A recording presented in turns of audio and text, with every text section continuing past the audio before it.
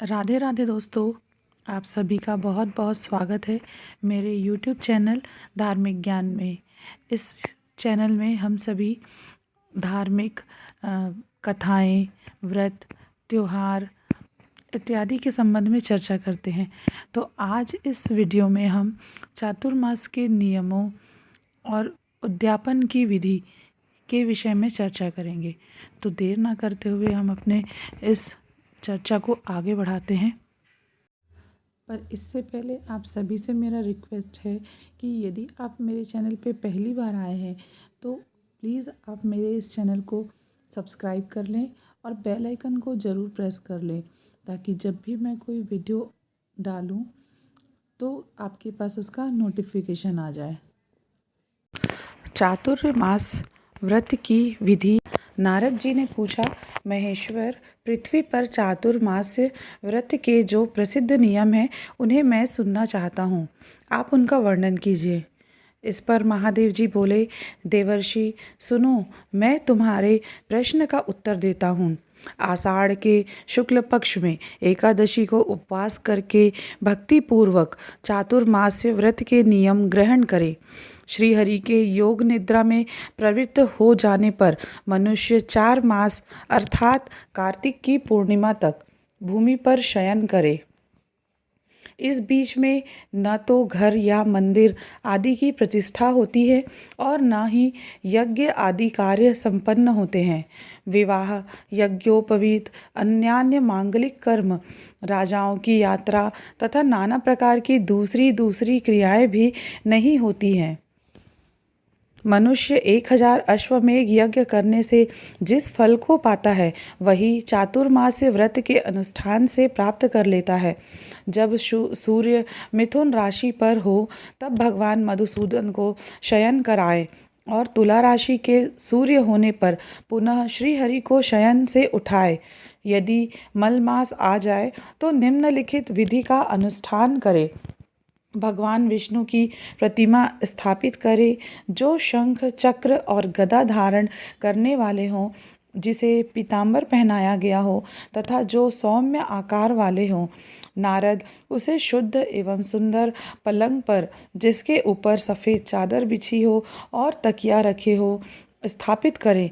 फिर दही, दूध, मधु, लावा और घी से नहलाकर उत्तम चंदन का लेप करें। तत्पश्चात धूप दिखाकर मनोहर पुष्पों से श्रृंगार करें। इस प्रकार उसकी पूजा करके निम्नांकित मंत्र से प्रार्थना करें। सुप्ते त्वयि जगन्नाथ जगत सुप्तम भवेतिदं, विबुद्धे त्वयि बुध्यते जगत सर्वम चराचरम। जगन्नाथ, आपके सो जाने पर यह सारा जगत सो जाता है तथा आपके जागृत होने पर संपूर्ण चराचर जगत जाग उठता है। नारद इस प्रकार भगवान विष्णु की प्रतिमा को स्थापित करके उसी के आगे स्वयं वाणी से कहकर चातुर्मास्य व्रत के नियम ग्रहण करे। स्त्री हो या पुरुष, जो भगवान का भक्त हो, उसे हरिबोधिनी एकादशी तक 4 महीनों के लिए नियम अवश्य ग्रहण करने चाहिए। जितात्मा पुरुष निर्मल प्रभात काल में दंत धावन पूर्वक उपवास करके नित्य कर्म का अनुष्ठान करने के पश्चात भगवान विष्णु के समक्ष जिन नियमों को ग्रहण करता है उनका तथा उनके पालन करने वालों का फल पृथक पृथक बतलाता हूँ। विद्वान, चातुर्मास्य में गुड़ का त्याग करने से मनुष्य को मधुरता की प्राप्ति होती है। इसी प्रकार तेल को त्याग देने से दीर्घायु, संतान तथा सुगंधित तेल के त्यागने से अनुपम सौभाग्य की प्राप्ति होती है। योगाभ्यासी मनुष्य ब्रह्मा पद को प्राप्त होता है। तांबूल का त्याग करने से मनुष्य भोग सामग्री से संपन्न होता है और उसका कंठ सुरीला होता है। घी के त्याग से लावण्य की प्राप्ति होती है और शरीर चिकना होता है।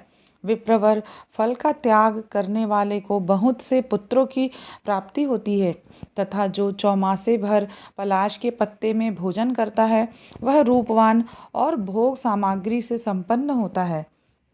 दही दूध छोड़ने वाले मनुष्य को गोलोक की प्राप्ति होती है। जो मौन व्रत धारण करते हैं उसकी आज्ञा भंग नहीं होती। जो स्थाली पाक अर्थात बटलोई में भोजन बनाकर खाने का त्याग करता है वह इंद्र का सिंहासन प्राप्त करता है। हे नारद, इस प्रकार के त्याग से धर्म की सिद्धि होती है। इसके साथ नमो नारायणाय का जप करने से सौगुने फल की प्राप्ति होती है। चौमासे का व्रत करने वाले पुरुष पोखरे में अर्थात तालाब में स्नान करने मात्र से गंगा स्नान का फल प्राप्त करता है। जो सदा पृथ्वी पर भोजन करता है वह पृथ्वी का स्वामी होता है। श्री विष्णु की चरण वंदना करने से गोदान का फल प्राप्त होता है। उनके चरण कमलों को स्पर्श करने से मनुष्य कृतकृत्य हो जाता है। प्रतिदिन एक समय भोजन करने वाला मनुष्य अग्नि टोम यज्ञ का फलभागी होता है। जो श्री विष्णु की 108 बार परिक्रमा करता है वह दिव्य विमान पर बैठकर यात्रा करता है। विद्वन पंचगव्य खाने वाले मनुष्य को चंद्रायण का फल मिलता है। जो प्रतिदिन भगवान विष्णु के आगे शास्त्र विनोद के द्वारा लोगों को ज्ञान देते हैं वह व्यास रूप विद्वान श्री विष्णु धाम को प्राप्त होते हैं। तुलसी दल से भगवान की पूजा करके मानव बैकुंठ धाम में जाते हैं। गर्म जल का त्याग कर देने से पुष्कर तीर्थ में स्नान करने का फल प्राप्त होता है।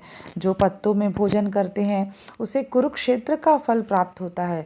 जो प्रतिदिन पत्थर की शिला पर भोजन करते हैं उसे प्रयाग तीर्थ का पुण्य प्राप्त होता है। चौमासे में कांसे के बर्तनों का त्याग करके अन्यान्य धातुओं के पात्रों का उपयोग करें। अन्य किसी प्रकार का पात्र न मिलने पर मिट्टी का ही पात्र उत्तम है।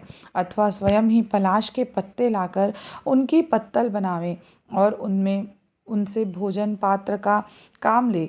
जो पूरे 1 वर्ष तक प्रतिदिन अग्निहोत्र करता है और जो वन में रहकर केवल पत्तों में भोजन करता है उन दोनों को समान फल मिलता है। पलाश के पत्तों में किया हुआ भोजन चंद्रायण के समान माना गया है। पलाश के पत्तों में एक एक बार का भोजन त्रिरात्र व्रत के समान पुण्यदायक और बड़े बड़े पातकों का नाश करने वाला बताया गया है। एकादशी के व्रत का जो पुण्य है वही पलाश के पत्ते में भोजन करने का भी बतलाया गया है। उससे मनुष्य सब प्रकार के दानों तथा समस्त तीर्थों का फल पा सकते हैं। कमल के पत्तों में भोजन करने से कभी नरक नहीं देखना पड़ता।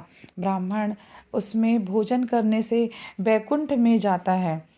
ब्रह्मा जी का महान वृक्ष पलाश पापों का नाशक और संपूर्ण कामनाओं का दाता है।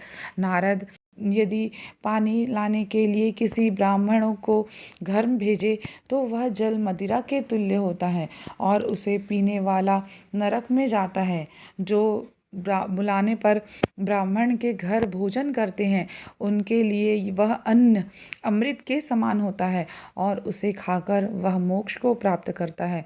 जो व्यक्ति लोभवश दूसरे का विशेषतः ब्राह्मणों का सोना या चांदी ले लेते हैं वह नरक में जाते हैं। व्यक्ति को चाहिए कि वह सदा ब्राह्मणों को दान दे और उनमें विशेष रूप से भक्ति भाव करे। विशेषतः चौमासे में जैसे भगवान विष्णु आराधनीय हैं वैसे ही ब्राह्मण भी है। नारद, ब्राह्मणों की विधि पूर्वक पूजा करनी चाहिए। भाद्रपद मास आने पर उनकी महापूजा होती है। चौमासे में भूमि पर शयन करने वाला मनुष्य विमान प्राप्त करता है। 10,000 वर्षों तक उसे कोई रोग नहीं होते। वह मनुष्य बहुत से पुत्र और धन से युक्त होता है। उसे कभी कोढ़ की बीमारी नहीं होती। बिना मांगे स्वतः प्राप्त हुए अन्न का भोजन करने से बावली और कुआं बनवाने का फल प्राप्त होता है। जो प्राणियों की हिंसा से मुंह मोड़कर द्रोह को त्याग कर देता है वह भी पुण्य का भागी होता है। वेदों में बताया गया है कि अहिंसा श्रेष्ठ धर्म है। दान, दया और दम ये भी उत्तम धर्म है। यह बात मैंने सर्वत्र ही सुनी है। अतः बड़े लोगों को भी चाहिए कि वे पूरा प्रयत्न करके उक्त धर्मों का पालन करें। यह चतुर्मास्य व्रत मनुष्यों द्वारा सदा पालन करने योग्य है। ब्राह्मण और अधिक कहने की क्या आवश्यकता है। इस पृथ्वी पर जो लोग भगवान विष्णु के भक्त हैं वे धन्य हैं। उनका कुल अत्यंत धन्य है तथा उनकी जाति भी परम धन्य मानी गई है। जो भगवान जनार्दन के शयन करने पर मधु भक्षण करता है उसे महान पाप लगता है। अब उसके त्यागने का जो पुण्य है उसका भी श्रवण करो। नाना प्रकार के जितने भी यज्ञ हैं उन सब के अनुष्ठान का फल उसे प्राप्त होता है। चौमासे में अनार, नींबू और नारियल का भी त्याग करे। ऐसा करने वाला पुरुष विमान पर विचरने वाला देवता होकर अंत में भगवान विष्णु के बैकुंठ धाम को प्राप्त होता है। जो मनुष्य धान और जौ और गेहूं का त्याग करता है वह विधि पूर्वक दक्षिणा सहित अश्वमेघ आदि यज्ञों के अनुष्ठान का फल पाता है। साथ ही वह धन धान्य से संपन्न और अनेक पुत्रों से युक्त होता है। तुलसी दल, तिल और कुशों से तर्पण करने का फल कोटि गुना बताया गया है। विशेषतः चातुर्मास्य में इसका फल बहुत अधिक होता है। जो भगवान विष्णु के सामने वेद के एक या आधे पद का अथवा एक या आध ऋचा का भी गान करते हैं वे निश्चय ही भगवान के भक्त हैं। इसमें तनिक भी संदेह नहीं है। नारद जो चौमासे में दही, दूध, पत्र, गुड़ और साग छोड़ देता है वह निश्चय ही मोक्ष का भागी होता है। मुनि जो मनुष्य प्रतिदिन आंवले मिले हुए जल से स्नान करते हैं उन्हें नित्य महान पुण्य प्राप्त होता है। मनीषी पुरुष आंवले के फल को पापहारी बतलाते हैं। ब्रह्मा जी ने तीनों लोकों को तारने के लिए पूर्व काल में आंवले की सृष्टि की थी। जो मनुष्य चौमासे भर अपने हाथ से भोजन बनाकर खाता है वह 10,000 वर्षों तक इंद्रलोक में प्रतिष्ठित होता है। जो मौन होकर भोजन करता है वह कभी दुख में नहीं पड़ता।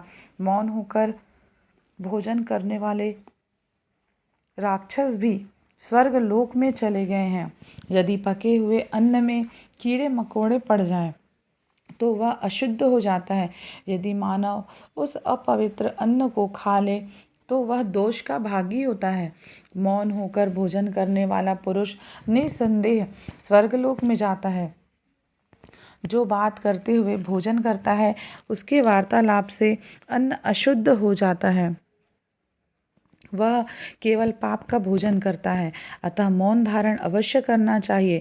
नारद, मौनावलंबन पूर्वक जो भोजन किया जाता है उसे उपवास के समान जानना चाहिए। जो नरश्रेष्ठ प्रतिदिन प्राणवायु को 5 आहुतियाँ देकर मौन भोजन करता है उसके 5 पातक निश्चय ही नष्ट हो जाते हैं। ब्राह्मण पितृकर्म श्राद्ध से सिला हुआ वस्त्र नहीं पहनना चाहिए। अपवित्र अंग पर पड़ा हुआ वस्त्र भी अशुद्ध हो जाता है। मल मूत्र का त्याग अथवा मैथुन करते समय कमर अथवा पीठ पर जो वस्त्र रहता है उस वस्त्र को अवश्य ही बदल दें। श्राद्ध में तो ऐसे वस्त्र का त्याग देना ही उचित है। मुने विद्वान पुरुषों को सदा चक्रधारी भगवान विष्णु की पूजा करनी चाहिए। विशेषतः पवित्र एवं जितेंद्रिय पुरुषों को यह आवश्यक कर्तव्य है। भगवान ऋषिकेश के शयन करने पर तृण शाक अर्थात पत्तियों का साग, कुसुम्बिका अर्थात लौकी तथा सिले हुए कपड़े यत्न पूर्वक त्याग देने चाहिए। जो चौमासे में भगवान के शयन करने पर इन वस्तुओं को त्याग देता है वह कल पर्यंत कभी नरक में नहीं जाता। विप्रवर जिसने असत्य भाषण, क्रोध, शहद तथा पर्व के अवसर पर मैथुन का त्याग कर दिया है वह अश्वमेघ यज्ञ का फल प्राप्त करता है। विद्वान किसी पदार्थ को उपभोग में लाने के पहले उसमें से कुछ ब्राह्मण को दान करना चाहिए। जो ब्राह्मण को दिया जाता है वह धन अक्षय होता है। ब्राह्मण मनुष्य दान में दिए हुए धन को कोटि कोटि गुना फल प्राप्त करता है। जो पुरुष सदा ब्राह्मण की बताई हुई उत्तम विधि तथा शास्त्रोक्त नियमों का पालन करता है वह परम पद को प्राप्त करता है। अतः पूर्ण यत्न करके यथाशक्ति नियम और दान के द्वारा देवाधिदेव जनार्दन को संतुष्ट करना चाहिए। नारद जी ने पूछा, हे विश्वेश्वर, जिसके आचरण से भगवान गोविंद मनुष्यों पर संतुष्ट होते हैं वह ब्रह्मचर्य कैसा होता है? प्रभु यह बतलाने की कृपा करें। महादेव जी ने कहा, विद्वान जो केवल अपनी ही स्त्री से अनुराग रखते हैं उसे विद्वानों ने ब्रह्मचारी माना है। केवल ऋतुकाल में स्त्री समागम करने से ब्रह्मचर्य की रक्षा होती है। जो अपने में भक्ति रखने वाली निर्दोष पत्नी का परित्याग करता है वह पापी मनुष्य लोक में भ्रूण हत्या को प्राप्त करता है। चौमासे में जो स्नान, दान, जप, होम, स्वाध्याय और देव पूजन करता है वह सब अक्षय होता है। जो एक अथवा दोनों समय पुराण सुनता है वह सब पापों से मुक्त होकर भगवान विष्णु के धाम को जाता है। जो भगवान के शयन करने पर विशेषतः उनके नाम का कीर्तन और जप करता है उसे कोटि गुना फल मिलता है। जो ब्राह्मण भगवान विष्णु का भक्त है और प्रतिदिन उनका पूजन करता है वही सब में धर्मात्मा तथा वही सबसे पूज्य है, उसमें तनिक भी संदेह नहीं है। मुनि, इस पुण्यमय, पवित्र एवं पापनाशक चातुर्मास्य व्रत को सुनने से मनुष्य को गंगा स्नान का फल मिलता है। नारद जी ने कहा, प्रभु चातुर्मास्य का व्रत का उद्यापन बतलाइए, क्योंकि उद्यापन करने पर निश्चय ही सब कुछ परिपूर्ण होता है। महादेव जी बोले, महाभाग, यदि व्रत करने वाला पुरुष व्रत करने के पश्चात उसका उद्यापन नहीं करता तो वह कर्मों के यथावत फल का भागी नहीं होता है। मुनि श्रेष्ठ, उस समय विशेष रूप से सुवर्ण के साथ अन्न का दान करना चाहिए, क्योंकि अन्न के दान से वह विष्णु लोक में प्रतिष्ठित होता है। जो मनुष्य चौमासे भर पलाश की पत्ती में भोजन करता है वह उद्यापन के समय घी के साथ भोजन का पदार्थ ब्राह्मण को दान करे। यदि उसने अयाचित व्रत अर्थात बिना मांगे स्वतः प्राप्त अन्न का भोजन किया हो तो सुवर्ण युक्त वृषभ का दान करे। मुनि श्रेष्ठ, उड़द का त्याग करने वाला मनुष्य बछड़े सहित गौ का दान करे। आंवले के फल से स्नान का नियम पालन करने पर मनुष्य 1 मासा सुवर्ण दान करे। फलों के त्याग का नियम करने पर फल दान करे। धान्य के त्याग का नियम होने पर कोई सा धान्य अर्थात अन्न अथवा अगहनी के चावल का दान करें। भूमि शयन का नियम पालन करने पर रुई के गद्दे और तकिए सहित शैया का दान करें। द्विजवर, जिसने चौमासे में ब्रह्मचार्य का पालन किया है उसको चाहिए कि वह भक्तिपूर्वक ब्राह्मण दंपति को भोजन दे, साथ ही उपभोग के अन्यान्य सामान, दक्षिणा, साग और नमक दान करे। प्रतिदिन बिना तेल लगाए स्नान का नियम पालन करने वाले मनुष्य घी और सत्तू का दान करे। नख और केश रखने का नियम पालन करने पर दर्पण दान करे। यदि जूते छोड़ दिए हों तो उद्यापन के समय जूतों का दान करना चाहिए। जो प्रतिदिन दीप दान करता रहा हो वह उस दिन सोने का दीप प्रस्तुत करे और उसमें घी डालकर विष्णु भक्त ब्राह्मण को देते समय यही उद्देश्य होना चाहिए कि मेरा व्रत पूर्ण हो जाए। पान न खाने का नियम लेने पर सुवर्ण सहित कपूर का दान करें। द्विज श्रेष्ठ, इस प्रकार नियम के द्वारा समय समय पर जो कुछ परित्याग किया हो वह परलोक में सुख प्राप्ति की इच्छा से विशेष रूप से दान करे। पहले स्नान आदि करके भगवान विष्णु के समक्ष उद्यापन कराना चाहिए। शंख, चक्र और गदा धारण करने वाले भगवान विष्णु आदि अंत से रहित हैं, उनके आगे उद्यापन करने से व्रत परिपूर्ण होता है। तो दोस्तों, ये था चातुर्मास व्रत के नियम और साथ ही साथ उद्यापन की विधि। यदि आपको यह वीडियो अच्छा लगा हो, इसमें बताई गई जानकारी आपको पसंद आई हो तो प्लीज़ इसे लाइक कीजिएगा, मेरे चैनल को सब्सक्राइब जरूर कीजिएगा और बेल आइकन को प्रेस करना भी बिल्कुल मत भूलिएगा। मिलती हूँ आपको अगले वीडियो में, तब तक के लिए राधे राधे।